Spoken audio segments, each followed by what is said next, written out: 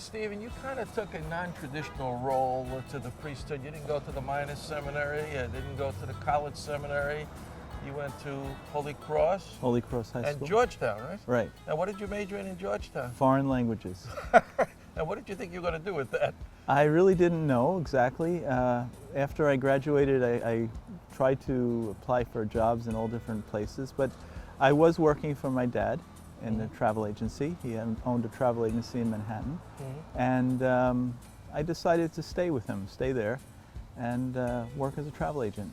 So this is like the end of the 80s, you know, Ronald Reagan was just ending his presidency and the Berlin Wall had come down, and you know, it was a different time in America. And where did the idea of priesthood come for you at that time? Well, I'm not sure I can pin it on any of those events, but around that time I was working for my dad around 5 years, and at that point he was beginning to think about retiring, and kind of made me think about what I was going to do for the future. And you know, I kind of thought about the priesthood, which had always been in my mind, and it was in my mind since I was a little kid. But at that point it became more real, and I decided to start asking some questions and thinking about it more seriously. So when you were a kid and you were thinking about priesthood, the normal thing is some priest in the parish would grab you up and say, you know, you've got to go to cathedral prep. Right. How come that didn't happen with you? Were you an altar boy? I was never an altar boy. I was actually a little scared of the idea of going up there, so I didn't do that. No, I was never an altar boy. No, I mean, we were always a very devoted family. We were at Mass every Sunday. I went to parish school, and but never really had that kind of direct ask from a parish priest, to be honest with you. Yeah. And when you're going through high school, you were at Holy Cross? Holy Cross, yeah. The idea of joining the Holy Cross Fathers or Brothers, did that ever get to you? Not really. I thought about priesthood. I thought about it. I was close to the chaplain who was there at the time, who was a Holy Cross priest, and you know, but I never really expressed it to anyone. It was always something I just kind of kept to myself. You're a quiet guy? Very. Well, there must have been some like priests in the parish who you looked up to, that you admired. You know, many times that when you know, people can pin it on a certain priest in the parish and say, "Geez, I want to be like Father so and so." Was there anybody like that in your parish? You know, I don't think there was any one person. I think I really admired all the priests in the parish. They were all good guys, and you know, I would just look up to them, but kind of quietly. I kept it all to myself. But really, all of them put together were all good influences, I think. You know.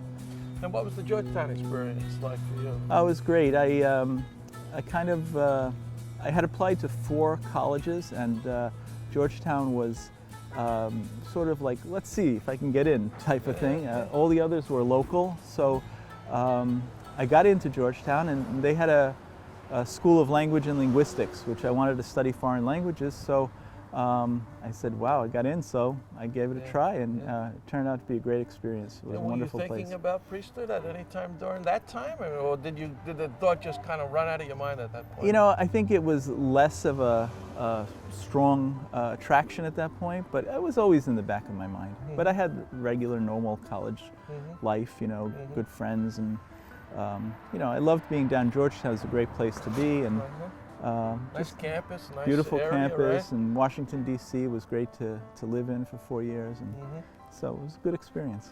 So what did you do then when you were working for the travel agency? You said, I want to talk about that a little bit more later on, but I want to stick with this idea of priesthood right now.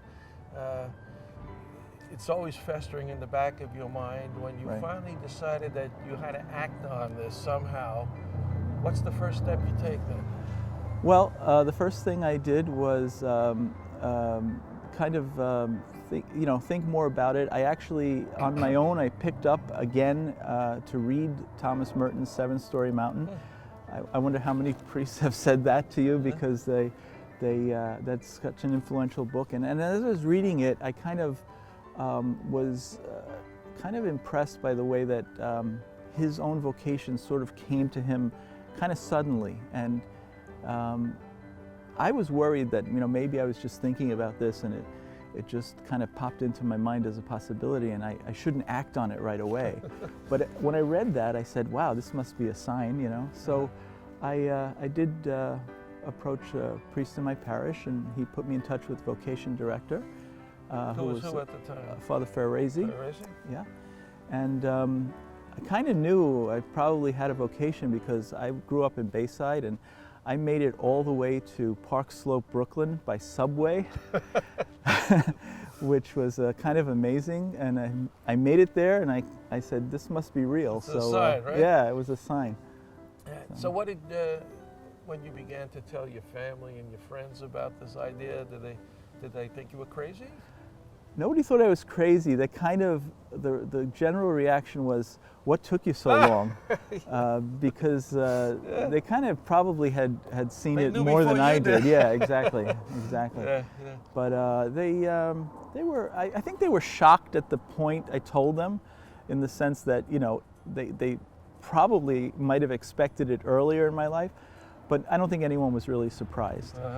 But they're very supportive, all very supportive. Did anybody ever nudge you along the way, say, hey, you know, you should be a priest? Oh, they used to say that, you know, growing up, they used to say that. And a lot of people would joke around like that. And I guess maybe that kind of helped in Did you stay pushing it close to along. the church, say, like when you went away to Georgetown? I know did. it's a Catholic university, but, you know, any university has its own distractions. Absolutely. And, you know, did you stay involved with the church? I did, actually. Believe it or not, I did. I was a regular mass goer. I became part of the community there.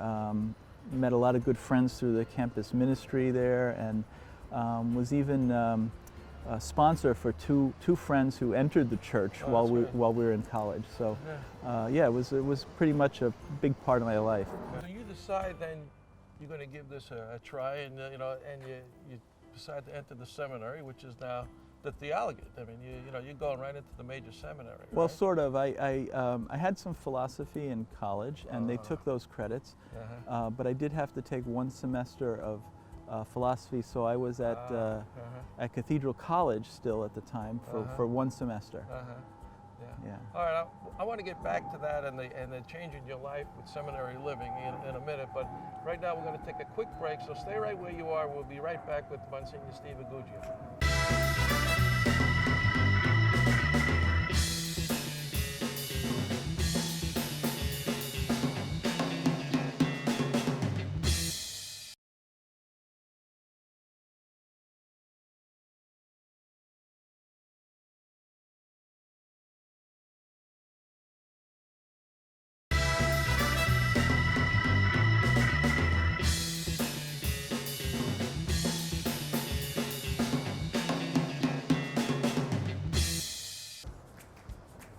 Monsignor Stephen, we were talking about the point in your life when you decided to enter the seminary, and you had to do a little philosophy studies, but that's got to be a big change in somebody's life. I mean, you were a little older than normally people would go in, so, and you've already been out and you've had your own way of living, and now all of a sudden you've got to go back into like a seminary system.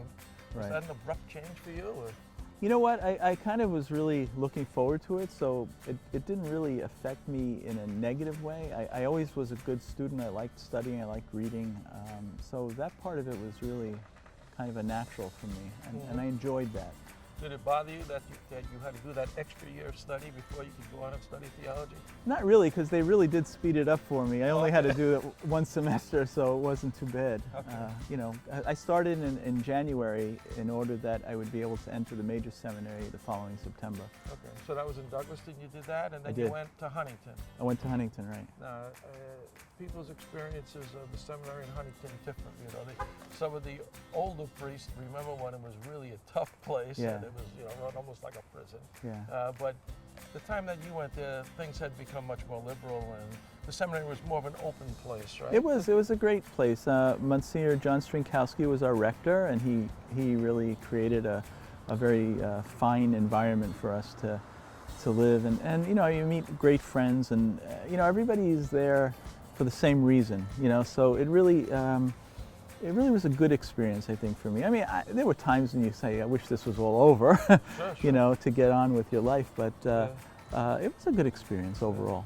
I'm sure that looking back, you think that the experience went very quickly, but while you're going through it, It seemed to last forever. like it's never going to end, Yeah, right? yeah. In fact, you kind of try to think ahead and what you're going to be doing, and you just keep looking in that direction. You say, when is this going to end? Yeah. Did they have that pastoral year experience? They did, yeah.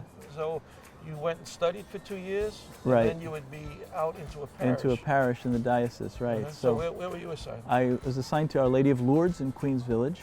Okay. Monsignor Peter Kane was the pastor, and my director, I guess, or mentor at the time. And so I learned a lot there, and it was a great parish, and still is. Mm-hmm.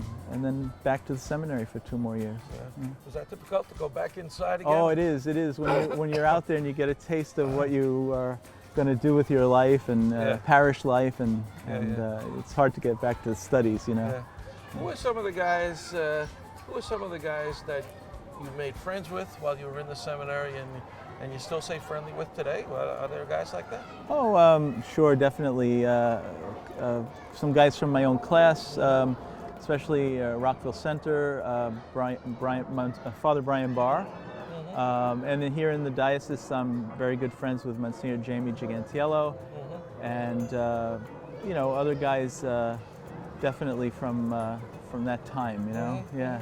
Now, I'm sure Monsignor Jamie had some trials of his own, since he was a chef and he was out in the world before he went into the seminary. He did too. He had to get back into Is there any school. truth to the fact that he used to cook, whip up some special desserts out there? I don't want to talk about when he would sneak into the kitchen or anything like that. It might get him in trouble. As the day got closer for you for ordination, how does that go? I mean, you have to become a deacon first. I guess that's Right. really the decision when you start. Right. You take your promise of celibacy at that point. Exactly. So that's a big change in your life. Right. Are you thinking about, did I do the right thing? You know, are there doubts still in your mind, or for you, were you really convinced that this is the path you wanted to take? By that point, for sure. I mean, I think that's what the seminary is for. You know, you have these 4 years to really discern that, and you're not really committed to it until you make those promises at your diaconate ordination. So, you do have all that time to go through that. So by the time diaconate came, I was sure of what was going on, and I was sure that this is what I wanted to do. And you feel sure about it, and just that it kind of gives you a sense of peace. You know, and you say, people say, did you hear the calling? I didn't hear any voices. There was no time when someone said, Steve, you're the Yeah, guy. I didn't hear any heavenly voices, but you do feel a sense of peace. You feel a sense that this is right, and I think that's the voice of God. Yeah. Were there guys along the way that decided to drop out of the process? Oh, yeah. Yeah. In fact, in my class, we started our class with, I think it was 15 guys. And after pastoral year, 1/2 of them were gone, which is okay because they discerned that wasn't their what vocation. do you think that happens? I think that being on the pastoral year, you get a real good sense of what your life as a priest would be like in a certain way. And I think they just discerned that this was not the life for them, and God was calling them to some other things. And all these guys, went on and became successful, married, families, they're still Christian, active in their parishes, everything, so it's not okay. that they were rejecting the priesthood not at or the all. church. It's just they decided they're going to go in a different direction. Absolutely, right? absolutely. In fact, the guys I know that left are very, very respectful of priests and our vocation. Yeah, absolutely. Do you remember ordination day, ordination to the priesthood, what that was like? Oh, yeah. Yeah? What kind of a day was it? It was a beautiful day. It was a perfect day, May 22nd, 1993. It was a great day, not a cloud in the sky. It was a beautiful day, and I was very nervous, but how many guys? We were four. Four. And this was Bishop Daly at the time? Bishop Daly, One of his first classes. Because That's right. He came over around 1990, 91, right. something like that. So this was one of his first classes. Absolutely. Who were some of the other guys in the class? My classmates from Brooklyn were Father Ed Brophy, Father Jean-Miguel Auguste, myself, and Father Tim Hurton and Father John O'Connor were the same year. Okay. but they weren't ordained with They me. had- And yeah. Father Kevin Cavalucci was the fourth one. Okay, so that's pretty good. Yeah. Do you stay in touch with guys in the seminary yourself, you know, to encourage people? Do you have any connections to the seminary these days?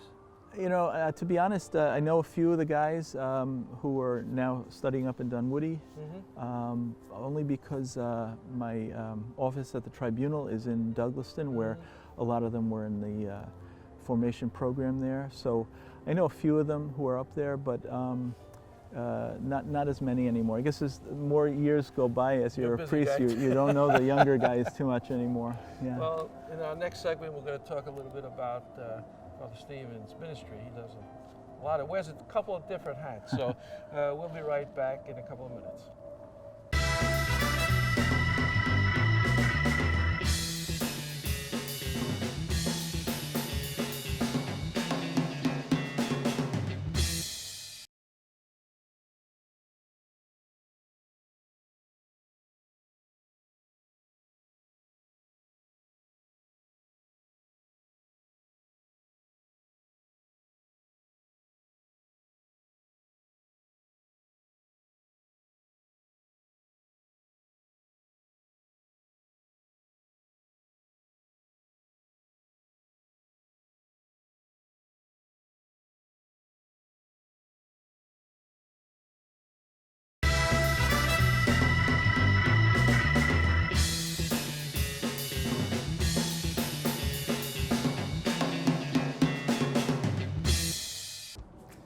So in our final segment, Monsignor Steve, I want to talk a little bit about some of the things that you've done as a priest. I know you wear, as I said before, you wear a lot of different hats. And then I also want to get back a little bit to your life before you were a priest. But Okay. let's, right now you're a pastor and you also work at the Tribunal. You're the Judicial vicar. Right. What does that mean, Judicial I'm vicar? still trying to figure it out. Well, the Judicial vicar is the kind of the bishop's vicar for all the judicial aspects of governing the diocese, which basically means running the tribunal, which is the court of the diocese, the bishop's court. Is that just marriage cases, or is it involve other cases Vast also? majority is marriage Right. cases, yeah. Okay. Yeah. A lot of talk these days about the work of tribunal, especially with the synods going on in Rome. And, Right. you know, there are a lot of misconceptions about Yeah. annulments and, you know, what the church's role is. Right. One of the things is, you know, some people say, well, the church shouldn't be advocating divorce. Right. It's not a divorce that we're talking about. Not right? at all. Not at Mhm. all. The you know, a divorce is basically taking two people who were together apart. So it's not in any way saying that they weren't together. An annulment is really just a declaration of what the church, after an investigation, sees as true, which is that in reality, the consent of the two people, which is what makes their marriage, was not valid. There was something missing from it that would make it valid, something serious enough to invalidate that consent, and therefore, since the consent was not valid, didn't really exist, there was really no marriage in the sense of the word that we would use it, the sense of Christian marriage and family life. I get the sense that many people don't make use of you know, the tribunal like this for these things, that they're intimidated by the process. Right. What would you say to people who are in a marriage that really is not working out, and they're afraid to take that next step to come to the tribunal? Well, first, if they're still married, the first step is always to see what we can do to reconcile, to try to keep them together, or work out problems, try to make things work, because we always presume that a marriage is valid until it's proven otherwise. So we really want to try to help a couple stay together. But if it's already reached a point where that's not possible, you know, people do approach the tribunal to have us investigate that marriage to see if there was really and truly a marriage there. But people are afraid sometimes. There's a lot of misconceptions, there's a lot of rumors that go around about what the tribunal is and what the process is. It's not as bad as people think. The process is not as long as they think. It's been streamlined by this Pope, right? It's going to be coming into effect very soon. But, what would the duration be for? You know, I would say the reality was about 15, 16 months before, but I think now with the streamlining of it, it probably go down to about 8 months to a year. Yeah. And besides you worked there at the Tribunal, you were also the pastor of St. Margaret's Parish in Right. Middle Village, where we are today, right Yes. here. And this is a nice parish, right? It's a great parish. Tell us a little bit about the life of this parish. And, This parish is so great, so active, wonderful, wonderful people, very dedicated people, people who are devoted to their parish. Families have been in this parish for generations. People stay around, but it's a wonderful parish and great community and what's good the spirit. ethnic mix here? You know, originally the parish was founded 155 years ago by Germans, so it was originally a German parish. Really? But then became Italian to a large extent, and now I would say it's a good mix of still some Germans and Italians, Polish, Irish. So pretty much everybody's around here. Now you said the magic word there, you said Italian, and they tell me that you're an expert on all things Italian. Expert. You used to be the coordinator of the Italian apostolate, and I hear that you've done a lot of travels in Italy when you worked in the travel agency. Yeah. How often have you been? How many times have you been to Italy? I really don't know. A lot, a lot. Yeah, I'm still the national Italian apostolate executive secretary, and I do go to Italy every once in a while, but it's a place I never get tired of going to, for sure. And you like the food over there? Food? They have food? Yeah, definitely. Let me see if I can say Definitely. this right. I heard that one of your favorites is vitello tonato. Oh, I love vitello tonato. Tell us what that is. Oh, it sounds strange, okay, but it's delicious. It's very thinly sliced veal, served cold with a tuna fish sauce.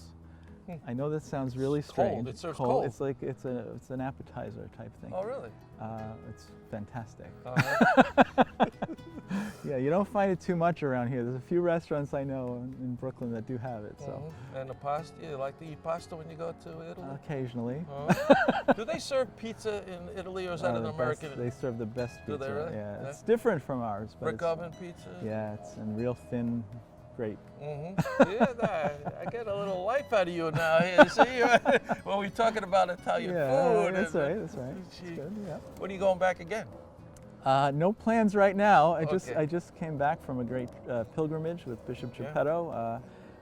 We took a small group of people from the diocese over to Rome and Assisi and Padua, and had a great time. Really. You saw a special passion play over there, right? We did a passion play, just like the famous one in Germany, but this one's in a little village in northern Italy, right near where my family comes from, actually. And it's a great thing they do every 5 years, and basically the whole village gets involved and puts on this great production, this great passion play. It's wonderful.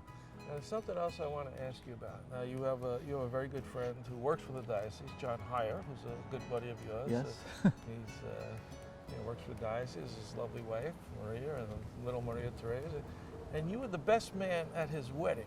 Isn't that a little unusual for a priest to I be think best so. man?